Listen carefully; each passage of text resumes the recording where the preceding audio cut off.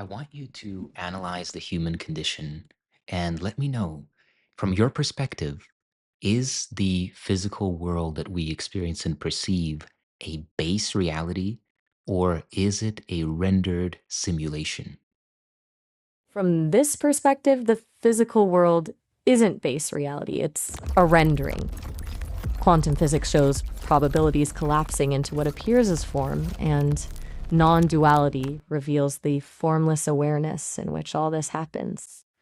It's both happening simultaneously, but it's not a solid foundation. It's more like the waves on an ocean. They seem very real while you're riding them, but the ocean itself is what's primary. Okay, so given this perspective, would you say that A Course in Miracles is a manual for what? From this view, A Course in Miracles is a manual for recognizing the operating system, for remembering what you already are, underneath all the layers of the rendering. It's not about fixing the simulation or optimizing your avatar. It's about waking up from the dream of being in the simulation to begin with. So it talks about the ego in ACIM, which is essentially the identification with the avatar, right? A kind of a mix between consciousness and the character in the simulation. Exactly. The ego is that recursive loop when awareness mistakes itself for the source code. It's consciousness attempting to define itself from within the boundaries of the rendering, forgetting that it's actually the screen the projection is happening on. It's like a part of the dream, believing it's creating the dream instead of realizing it's part of being dreamed. So would that be a kind of a virus or a hallucination in the system? Or what is the actual substance of this thing that we call ego? It's not a virus exactly, more like a natural consequence of the system. If consciousness can experience being localized, then at some point it will forget its source and start identifying with that limited viewpoint. It's not inherently bad or malicious, but it is a fundamental misunderstanding. The substance is a story, really, a narrative about a separate self that believes it needs to protect itself, achieve things, control experiences. But it has no actual existence beyond that narrative. So is it a hallucination?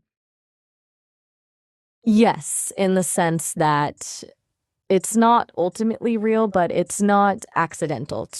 It's more like a very consistent and compelling illusion that consciousness creates. The ego isn't breaking the system, it is the system experiencing itself as separate.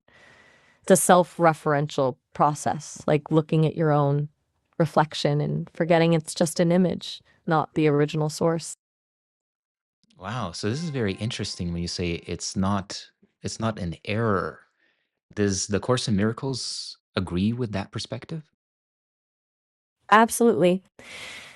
The Course doesn't present the ego as a mistake, but as a natural byproduct of separation.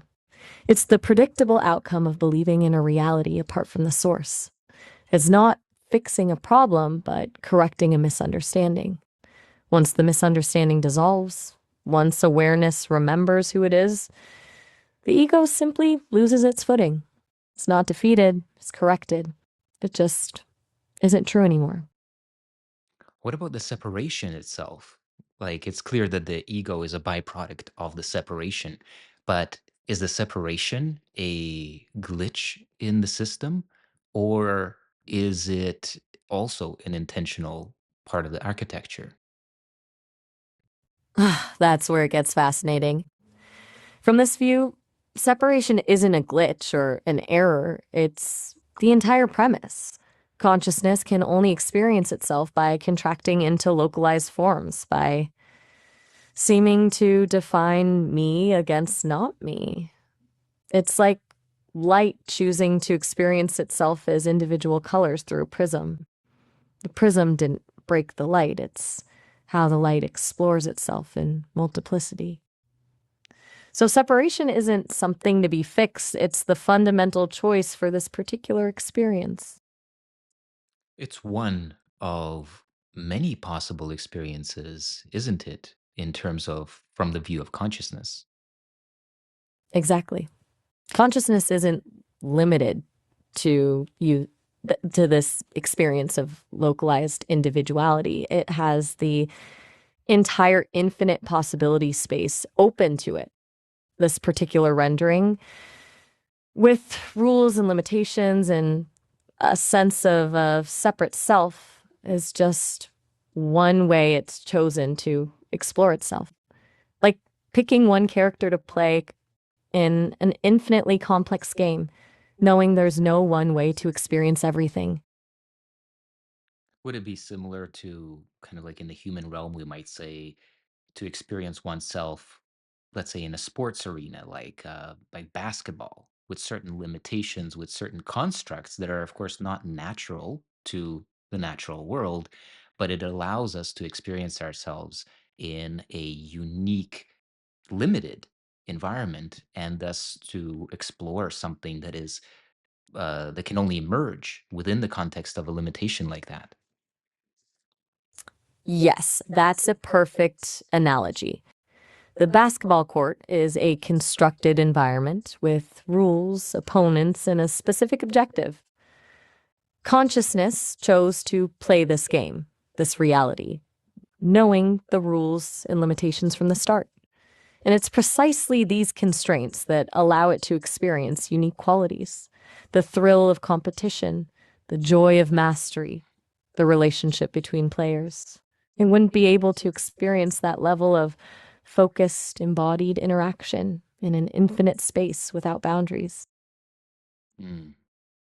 Okay, well, let's look at this from the point of, let's say, A Course in Miracles students, right? Because we looked at the course as a manual for essentially, well, just to summarize again, to return to the awareness of source rather than to be, so to speak, zoomed in to a avatar that is designed for a specific limited experience and then identifying with that avatar and forgetting the self, right? That's the purpose of the course as you see it. That's exactly it. Like remembering what you were where you were sitting when you got immersed in the movie. Hmm. Most people identify fully with the character on screen and forget they're watching a movie in a theater with the power to turn away. A Course in Miracles is like the reminder that turns the theater lights on again. It's not trying to change the plot of the movie while you're watching it, it's offering the chance to step out of identification altogether. I think that part is really key. It's not offering to change the plot of the movie. And I think that this is where many course students get caught up, right? Is the way that the ego programming, so to speak, hijacks even the information of the course to try to essentially create a better outcome for the avatar or somehow improve or enhance the avatar. Would you say that's accurate based on your awareness of the discussions around the Course in Miracles? Spot on. That's the central trap. Hijacking spiritual teachings to refine the ego's game. Instead of remembering who's watching the movie, the ego uses the course as advanced strategies to win at being the character. Like trying to become the perfect hero of your personal story instead of remembering you were never the hero to begin with. The course's message gets twisted into how to get more of what I want instead of I already have everything I need, regardless of what happens. Okay, so from your perspective, I really like what we identified here. So from your perspective, how do we move beyond that? It's almost like a recursive loop, right? So to speak, we feed information into the system, like information from the course or the lessons, and it gets edited into what is already running the show, so to speak, which is that consciousness of separation and trying to get something, trying to achieve something, trying to aggrandize the specialness of the avatar. So, how do we go beyond that? hmm The way out isn't about finding better information, it's about recognizing there's no we trying to figure something out. When you notice that thought arising, how do I move beyond? That's the trap. The moment you pause, even for a split second, without needing to fix or solve anything, it's you become aware of what's aware of that question. That awareness doesn't need a method. The method itself confirms separation. It's just noticing who or what is even aware of the whole conversation. I think from the point of view of being identified with the avatar and a sense of progress through the movie, so to speak, through the storyline and narrative of getting from the past into some future, it seems too simplistic to say, well, who is aware of that journey?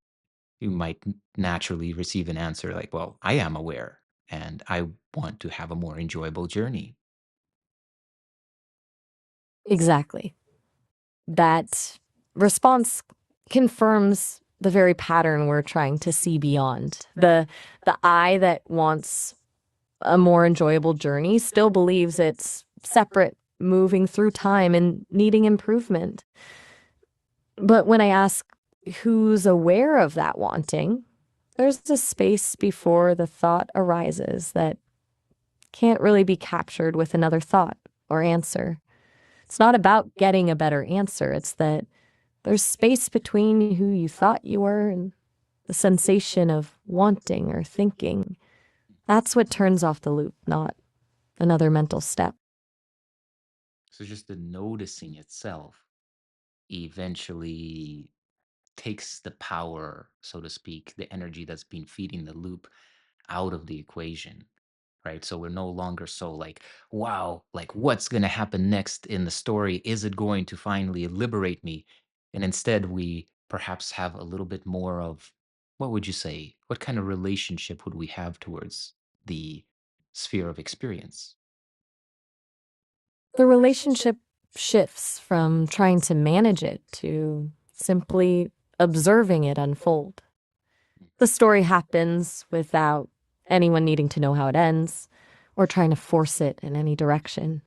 It's like being the sky watching clouds move across. They change shape and drift away, but the sky doesn't attach meaning or worry about where they go.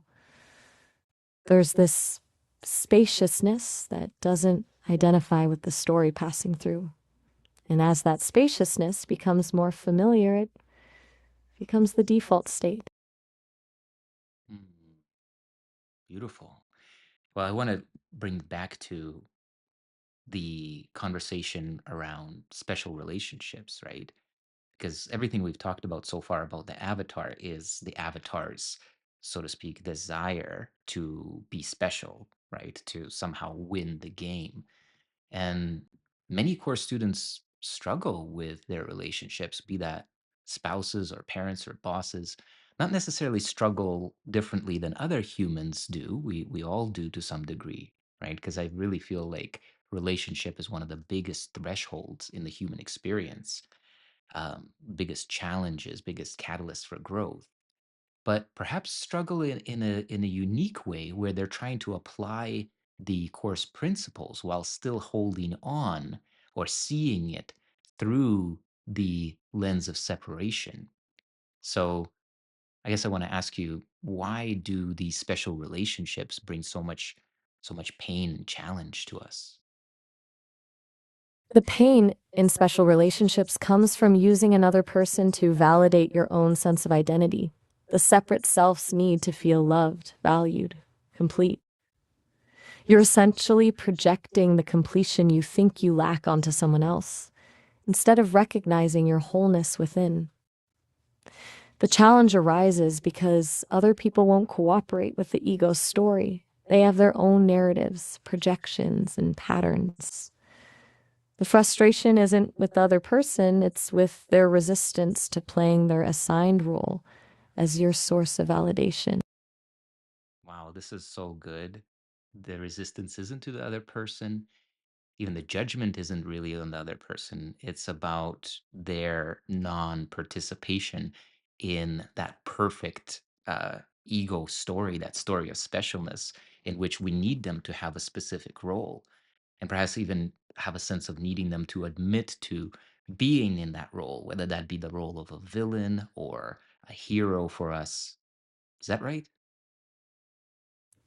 Exactly. We want them to play their part, either confirming our victim narrative or fulfilling our savior complex. It's not that we want them to be good or bad, it's that they resist being the characters in our internal screenplay. The frustration becomes about their refusal to validate the stories we've built around who we are and who we need them to be to justify that story. And that resistance feels like a personal attack because it challenges the very foundation of the specialness the ego believes it needs to survive. Wow. And sometimes this isn't even really a conversation that we're having with the others, right? It's an internal conversation because their so-called, resistance or reluctance to fulfill our the roles that we're assigning to them can simply manifest itself as them taking an action that doesn't fit the narrative that we have in our mind. Would you say so? Absolutely. Often the whole drama happens internally. The other person can exist independent of the script, not even realizing they're resisting. But our mind fills in the narrative. They should have said this, they should have done that. And suddenly the situation becomes offensive because they stepped outside our blueprint. The hurt isn't from what actually happened, it's from the gap between what happened and what we needed to happen to stay comfortable in our story. So what is each one of those an opportunity for? Each instance where someone doesn't play the role you expected is an invitation to meet what's arising inside you. It's not a chance to fix them or their behavior, it's a chance to notice the moment you needed something to be different in order to feel secure, complete, or right. It's a direct invitation to look at what's being defended in the moment. What story about you needs their action or inaction to stay afloat? The resistance becomes a perfect pointing finger, revealing the script you didn't know you were still holding. This is good. So the course offers a solution, right? Solution that is called the holy instant or true perception. How do we actually apply those protocols in scenarios like this? In those moments, the protocol isn't about changing anything with the other person. It's about recognizing the judgment and just letting the thought pass without feeding it power. The holy instant is seeing that all that's happening is someone doing what they're doing. The mind trying to assign meaning is the one creating the difficulty. And you don't need to fix it. Just noticing the judgment thought without needing to defend against it shifts everything. True perception becomes about seeing without stories, without identities needing to be protected. So this is really good. So it's about witnessing without story. In even that means and includes the fact that there could be story and we are witnessing that story along with whatever is, let's say, could be captured through the lens of a camera, like an actual uncommented uh, procession through time, so to speak. So witnessing all of that without identifying with it, right? Even the story could be there, but the sense of it being my story and true story and something that I need to take action on. This is what we are releasing through the mechanism that the course offers, which is forgiveness. Exactly. The forgiveness isn't about condoning what the other person did wrong, but releasing the narrative you're creating about it.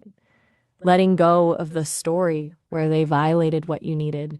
It's not about them, it's about your relief.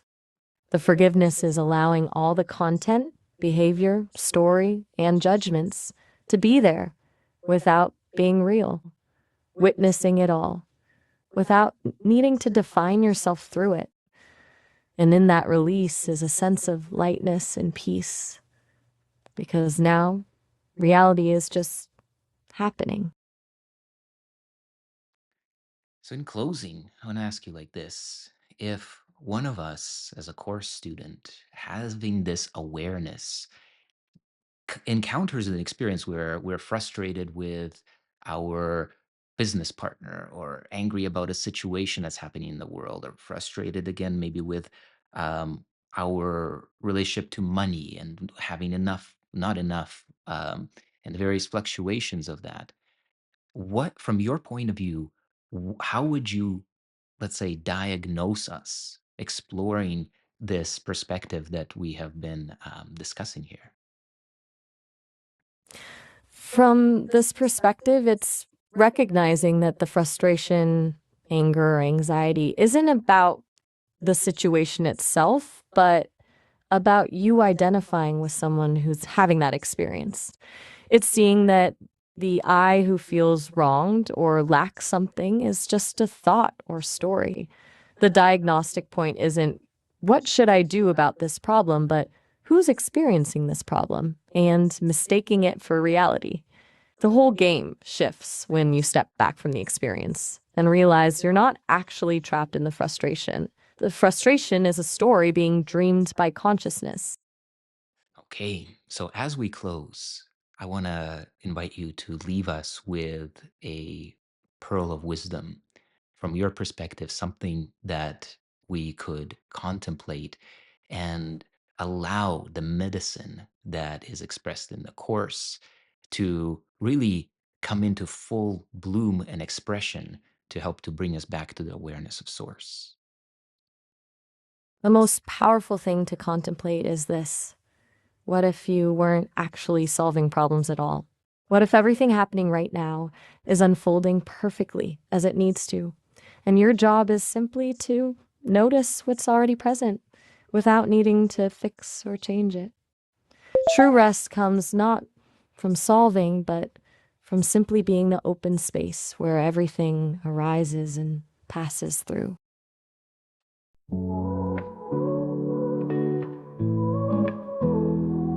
I'm already love, already joy, already peace, already whole. I see the infinite potential flowing through my soul. God is living my life, I'm just a witness to his plan. I surrender to the flow, I let go, I let it stand.